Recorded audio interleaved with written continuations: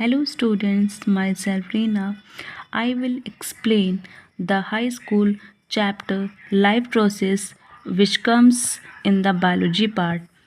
So, in the life process chapter, I will cover the topics which are nutrition, respiration, transportation, and excretion.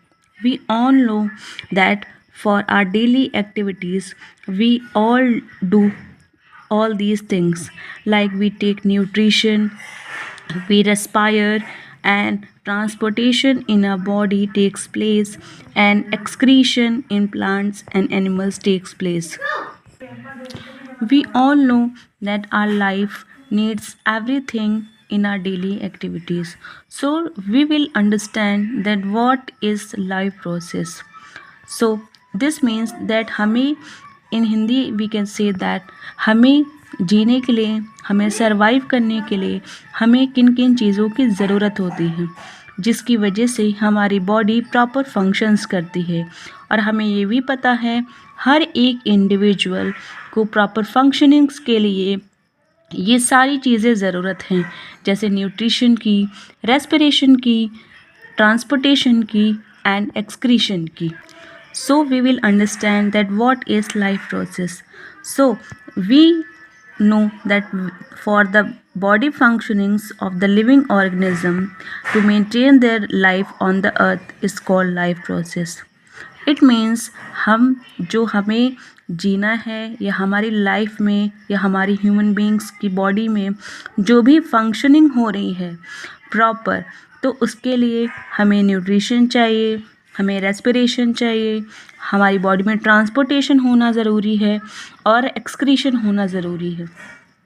तो अगर हमें for example अगर हम समझते हैं हमें कोई वर्क करना है और उस वर्क के लिए हमें एनर्जी चाहिए, और एनर्जी हम किस फॉर्म में लेते हैं? न्यूट्रिशन के फॉर्म में.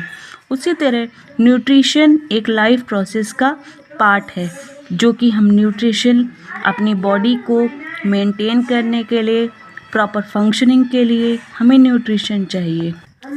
Now we will understand that all living organisms require the basic life processes which are nutrition, respiration, transportation and excretion. Now in detail we will discuss about the chapter life process and topic nutrition. So firstly we have understand that what is nutrition. Nutrition जो हमें food से मिलता है energy के लिए. So firstly we will explain the term nutrition. So what is nutrition? The process by which a living organism obtain and utilize food is called nutrition. कहने का मतलब ये है हर एक लिविंग ऑर्गेनिज्म को काम करने के लिए, सरवाइव करने के लिए एनर्जी चाहिए और वो एनर्जी फूड के फॉर्म में लेता है. इसको न्यूट्रिशन कहते हैं. Now questions related to nutrition is that why we need food. हमें भोजन की आवश्यकता क्यों होती है, हमें खाने की ज़रूरत क्यों पड़ती है? तो हमें सभी को पता है हमारी बॉडी को ग्रोथ के लिए, एनर्जी के लिए, डेवलपमेंट के लिए और जो भी टिश्यूज़ हमारी बॉडी में डैमेज हो रहे हैं उनकी रिपेयरिंग के लिए हमें क्या चाहिए? हमें न्यूट्रिशन चाहिए, और न्यूट्रिशन हम फूड के फॉर्म में लेते हैं. अब हम सोर्सेस ऑफ न्यूट्रिशन की बात करते हैं.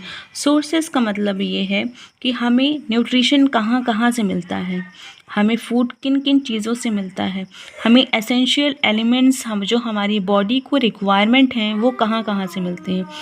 फॉर एग्ज़ाम्पल हम समझते हैं हमें न्यूट्रिशन फ्रूट्स से मिलता है, वेजिटेबल्स से मिलता है, होल ग्रेन से मिलता है, डेयरी प्रोडक्ट से मिलता है, मीट से मिलता है, फिश से मिलता है, एग से मिलता है एंड नट्स एंड सीड्स से मिलता है.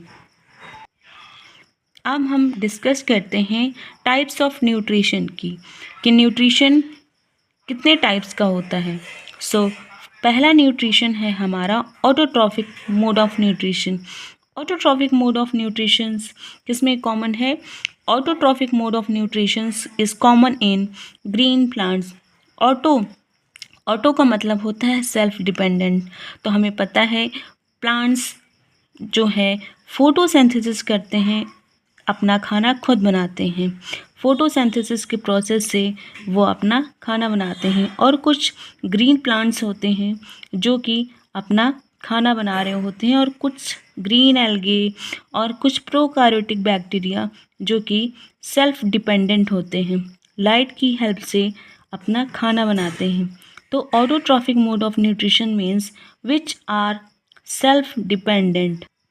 अब जब हम हेटेरोट्रॉपिक न्यूट्रिशन की बात करते हैं तो हेटेरो मीन्स डिफरेंट, वो ऑर्गेनिज्म जो डिपेंडेंट हैं किसी और के ऊपर। जैसे एग्जांपल्स ह्यूमन बींग्स किस पे डिपेंडेंट हैं? अदर ऑर्गेनिज्म पे।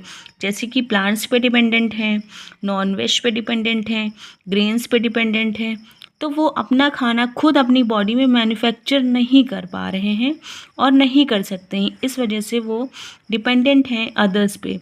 तो hetero means dependent on others, auto means which are self dependent.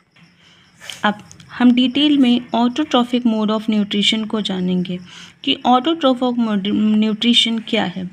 तो हमें पता है अगर ग्रीन प्लांट्स हैं तो वो फोटोसिंथेसिस कर रहे हैं, तो कहने का मतलब ये है वो फोटोसिंथेटिक ऑटोट्रॉफिक न्यूट्रिशन किस में होता है? ग्रीन प्लांट्स में। तो आइए हम जानते हैं इसकी डेफिनेशन, या फिर ये जानते हैं ग्रीन प्लांट्स कैसे बनाते हैं अपना food. Green plants make their with food with the help of photosynthesis for process. Photosynthesis is called. Photosynthesis करने के लिए एक प्लांट को क्या क्या ज़रूरत होता है? जैसे कि sunlight, CO2, water and chlorophyll pigment. जब हम सनलाइट की बात करते हैं तो प्लांट में सनलाइट कैसे एब्जॉर्ब्स होती है? सन से सनलाइट प्लांट एब्जॉर्ब करते हैं। प्लांट्स को CO2 कहाँ से मिलता है? प्लांट्स को CO2 एटमॉस्फेयर से मिलता है। वाटर का एब्जॉर्प्शन कहाँ होता है? सॉइल में वाटर पोर्स हैं, सॉइल पोर से वाटर का absorption by the root plant होता है। मतलब कहने का ये कि जो प्लांट की जड़ें होती हैं उनसे पानी का एब्जॉर्प्शन होता है पूरे प्लांट में। अब जब हम क्लोरोफिल की बात करते हैं तो क्लोरोफिल कहाँ होता है? जो प्लांट में ग्रीन लीव्स हैं, ग्रीन लीव्स में क्लोरोप्लास्ट होता है। तो क्लोरोप्लास्ट में क्लोरोफिल पिगमेंट होता है जो कि प्लांट्स को ग्रीन कलर भी देता है। फोटोसिंथेसिस को हम डायग्रामेटिक वे में समझते हैं। जैसे हम इस पिक्चर में देख रहे हैं कि प्लांट्स को सनलाइट मिल रही है, कहाँ से? सन से। प्लांट क्या रिलीज़ कर रहा है? ऑक्सीजन रिलीज़ कर रहा है। प्लांट को CO2 कहाँ से मिल रहा है? प्लांट को CO2 एटमॉस्फेयर से मिल रहा है। प्लांट्स में वाटर का एब्जॉर्प्शन कहाँ से हो रहा है? प्लांट्स की रूट्स से। तो ये सारा प्रोसेस जो हो रहा है प्लांट्स में ग्लूकोज बनाने के लिए, जो ग्लूकोज प्लांट का फूड होता है। तो ये प्रोसेस हमारी पूरी फोटोसिंथेसिस है कि फोटोसिंथेसिस में प्लांट क्या क्या लेता है? सनलाइट लेता है सन से, CO2 लेता है एटमॉस्फेयर से, वाटर लेता है रूट से, और रिलीजेशन क्या करता है? जैसे हमें पता है कि ह्यूमन बींग्स को ऑक्सीजन चाहिए सरवाइव करने के लिए और प्लांट्स को CO2 चाहिए अपना फूड बनाने के लिए। तो ऑक्सीजन प्लांट्स के लिए एज अ वेस्ट प्रोडक्ट है और ह्यूमन बींग्स के लिए oxygen is very essential for living, और प्लांट्स के लिए CO2 फोटोसिंथेसिस करने के लिए। Now we will talk about the definition of the photosynthesis. We will understand that what is photosynthesis. It is the process by which autotrophic organisms use light energy to make sugar and oxygen gas from carbon dioxide and water. जैसे कि हमने जाना plant क्या कर रहे हैं? Water का absorption कर रहे हैं, सनलाइट ले रहे हैं और ऑक्सीजन रिलीज़ कर रहे हैं, CO2 का एब्जॉर्प्शन कर रहे हैं और क्या बना रहे हैं? फूड बना रहे हैं। अब जब हम इसके अकरेंस की बात करते हैं, ये प्रोसेस होती कहाँ है, ये प्रोसेस किस में होती है? तो हमें पता है plants autotrophic mode of nutrition है, तो कहाँ होता है? Occurs in plants. एल्गे, हमें पता है कुछ ग्रीन एल्गे होते हैं जो कि फोटोसिंथेसिस कर रहे होते हैं, कुछ एल्गे में होता है, और कुछ प्रोकार्योटिक बैक्टीरिया होते हैं जिनमें ये प्रोसेस हो रहा होता है। अब एक फोटोसिंथेसिस की डेफिनेशन को हम एक लीव के स्ट्रक्चर पे समझेंगे, जैसे कि यहाँ पे CO2 का एब्जॉर्प्शन होता है, वाटर मॉलिक्यूल का एब्जॉर्प्शन होता है, लाइट एब्जॉर्ब होती है क्लोरोफिल की प्रेजेंस में, और क्या बनता है, ग्लूकोज बनता है।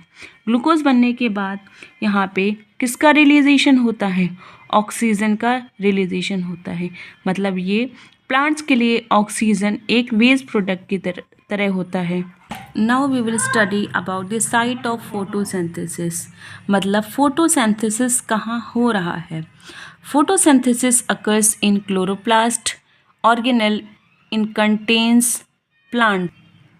All green plants part have chloroplast and carry photosynthesis।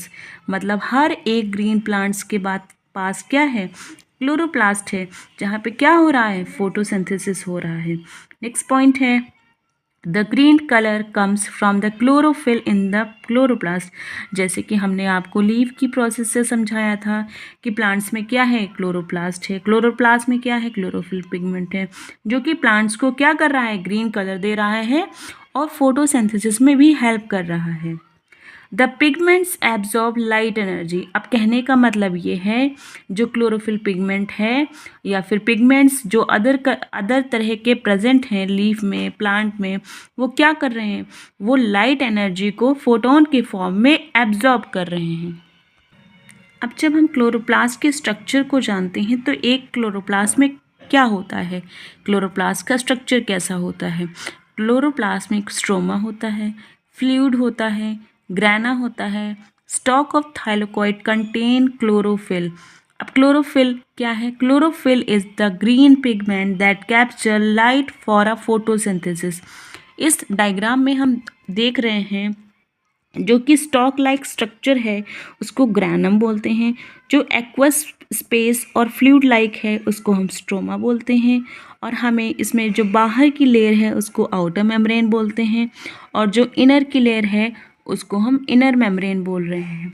तो ये जो लाइट का एब्जॉर्प्शन है, जो लाइट एक दूसरे से स्ट्रोमा से कनेक्ट कर रही हैं, ग्रैनम से थाइलाकोइड जो है कनेक्ट कर रहे हैं, वो फोटॉन्स लाइट रिफ्लेक्ट करते हैं पिगमेंट्स में, पिगमेंट्स देने के लिए। अब हम जानेंगे pigments of the plant. What is pigment? A plant pigment is any type of colored substances produced by a plant. These coloring substances are also called biological pigments or phytochromes or photochromes. अब हम कुछ plant pigments के बारे में बात करते हैं। जैसे पहला पिगमेंट हमारा क्लोरोफिल है। तो क्लोरोफिल एक प्राइमरी पिगमेंट है which is found with in the plants. मतलब हमारा जो प्लांट है वो ग्रीन कलर है क्लोरोफिल की वजह से। तो हम क्लोरोफिल को एक प्राइमरी पिगमेंट के नाम से जानते हैं कि ये एक प्राइमरी पिगमेंट है जो कि ग्रीन प्लांट्स में पाया जाता है। अब chlorophyll is further classified in the following. यहाँ पे एक क्लासिफिकेशन होता है अलग अलग कलर्स में, अलग अलग एल्गे में, कि कौन सा क्लोरोफिल पाया जाता है। अब यहाँ पे क्लासिफिकेशन की जब हम बात करते हैं तो chlorophyll a, chlorophyll b, chlorophyll c and chlorophyll d e. जब हम क्लोरोफिल ए की बात करते हैं तो क्लोरोफिल ए कहाँ मिलता है, it is found in green alga, cyanobacteria and all higher plants. जब हम क्लोरोफिल बी की बात करते हैं, found only in green plants and in higher plants. जब हम क्लोरोफिल सी की बात करते हैं, found in marine alga. Chlorophyll d found only in red alga. Chlorophyll e found only in alga. इस तरह से क्लोरोफिल पिगमेंट जो है क्लासिफाइड है अदर फॉर्म्स में। Now we will talk about the heterotrophic mode of nutrition. Heterotrophic mode of nutrition is classified in 4 or 5 types. Firstly, it is saprophytic. Second, it is parasitic. Third, it is Holozoic, and few of them are like insectivorous plants, which are decomposers also. Insectivorous plants are those which eat insects. In heterotrophic mode of nutrition हमें ये पता है कि वो animals जो कि दूसरों पे डिपेंडेंट हैं, और हर एक ऑर्गेनिज्म का मोड ऑफ न्यूट्रिशन अलग अलग होता है। जैसे कि फंजाई है, ह्यूमन बीइंग है, या कोई टेप वॉर्म या राउंड वॉर्म है, उसका मोड डिफरेंट होता है। जैसे कि हम सैप्रोफिटिक न्यूट्रिशन की बात करते हैं, जो कि एक हेट्रोट्रॉपिक मोड ऑफ न्यूट्रिशन का पार्ट है। ये क्या करता है? Obtain their food from dead and decaying matter. जो सड़े गले पदार्थ होते हैं उनसे ये अपना न्यूट्रिशन सक करता है। जैसे कि जब हम बारिश के मौसम में देखते हैं तो जो रॉटन लकड़ियाँ वगैरह पड़ी रहती हैं उस पर फंगस ग्रो कर रही होती है। जब हम ब्रेड की बात करते हैं, रॉटन ब्रेड की बात करते हैं, जो कोई ब्रेड होती है वो ख़राब हो रही होती है तो फंगस उस पर ग्रो कर जाती है। तो कहने का मतलब ये है कि जो भी चीज़ सड़ रही होती है वो उसमें फंगस ग्रो हो जाता है, जो डेड डिकेइंग ऑर्गेनिक मैटर पे अपना न्यूट्रिशन ले रहे होते हैं। सेकेंड पे हम पैरासिटिक मोड ऑफ न्यूट्रिशन की बात करते हैं। तो पैरासिटिक मोड ऑफ न्यूट्रिशन क्या है? Obtain their food from the other organism without killing them. कहने का मतलब ये है कि जब हम इस पैरासिटिक न्यूट्रिशन की बात करते हैं तो ये किसी भी इंसान को बिना किल किए अपना न्यूट्रिशन लेता है। फॉर एग्जांपल में हम लाइस की बात करते हैं, लिवर फ्लू की बात करते हैं, टेप वॉर्म की बात करते हैं। Third is holozoic mode of nutrition. Holozoic mode of nutrition सबसे पहले यूनिसेलुलर अमीबा में देखा गया था। होलोजोइक मोड ऑफ न्यूट्रिशन का मतलब ये है जहाँ पे 5 स्टेप्स होते हैं, जैसे कि इजेशन, डाइजेशन, एसिमिलेशन, एक्सक्रीशन, ये सारा प्रोसेस हो रहा होता है। अब ये एक कहने का मतलब एक अगर फूड है वो एक कॉम्प्लेक्स फॉर्म में होता है। कॉम्प्लेक्स फॉर्म में होने के बाद वो जब ह्यूमन डाइजेस्ट करता है, स्मॉलर पार्टिकल्स में उसको ब्रेक करता है, उसको एक ईजीएस्ट फॉर्म या सिंपलर फॉर्म बनाता है एब्जॉर्प्शन के लिए। इस तरह से जो प्रोसेस, जैसे for example human being solid form में न्यूट्रिशन ले रहे होते हैं और उसी न्यूट्रिशन को जो कि एक कॉम्प्लेक्स फॉर्म है उसको सिंपलर फॉर्म में बनाते हैं और अपनी बॉडी में एब्जॉर्प्शन करते हैं। ये इस तरह का न्यूट्रिशन एक होलोजोइक न्यूट्रिशन है। We have studied about the nutrition, types of nutrition. Now we will understand that what are nutrients. Nutrients क्या हैं? Nutrients are the substances that can be digested and used by the body. मतलब जो हम nutrition ले रहे हैं वो nutrients के फॉर्म में तो ले रहे हैं। जैसे हम वेजिटेबल्स को क्या मिल रहा है, उसमें विटामिन्स मिल रहा है, मिनरल मिल रहा है, हमें प्रोटीन मिलता है, हमें फ़ैट मिलता है न्यूट्रिशन से, कार्बोहाइड्रेट मिलता है, हम वाटर लेते हैं न्यूट्रिएंट के फॉर्म में। तो ये हमारे टाइप्स ऑफ न्यूट्रिएंट्स हैं। जो भी हम न्यूट्रिशन ले रहे हैं, चाहे ग्रेन से हो, चाहे फिश से हो, चाहे मीट से हो, चाहे एग से हो, हमें किसी न किसी फॉर्म में एक टाइप ऑफ न्यूट्रिएंट मिल रहा है जो एक पर्टिकुलर लिविंग ऑर्गेनिज्म को सरवाइव करने के लिए ज़रूरी है। अब हम मैक्रो न्यूट्रिएंट्स और माइक्रो न्यूट्रिएंट्स की बात करते हैं। मैक्रो का मतलब है लार्ज अमाउंट। जो भी हमारी बॉडी में फंक्शनिंग हो रही है, हमें मिनरल या न्यूट्रिएंट्स कितने अमाउंट में चाहिए। जैसे मैक्रो न्यूट्रिएंट्स की जब हम बात करते हैं तो वो न्यूट्रिएंट्स जो कि हमें लार्ज अमाउंट में चाहिए होते हैं हमारी बॉडी को प्रॉपर फंक्शनिंग के लिए, ग्रोथ के लिए, डेवलपमेंट के लिए। जैसे माइक्रो न्यूट्रिएंट्स क्या हैं? Needed in large amount by the body that are protein, fat and carbohydrate. अब जैसे प्रोटीन है, प्रोटीन हमें हमारी मसल्स को बिल्ड करने के लिए, मसल्स को फॉर्म करने के लिए क्या चाहिए?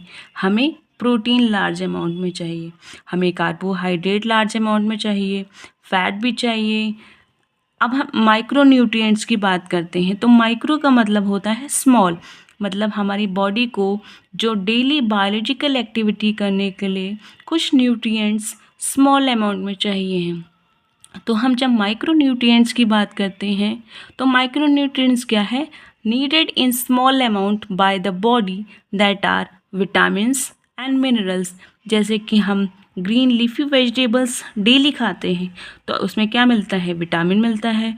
तो हमें डेली बायोलॉजिकल एक्टिविटी परफॉर्म करने के लिए हमारी बॉडी को एक लाइफ प्रोसेस या लाइफ को स्पेंड करने के लिए या जीने के लिए या वर्क करने के लिए हमारी बॉडी को डेली बायोलॉजिकल एक्टिविटी करने के लिए हमें क्या चाहिए, मिनरल चाहिए, मिनरल चाहिए, विटामिन चाहिए।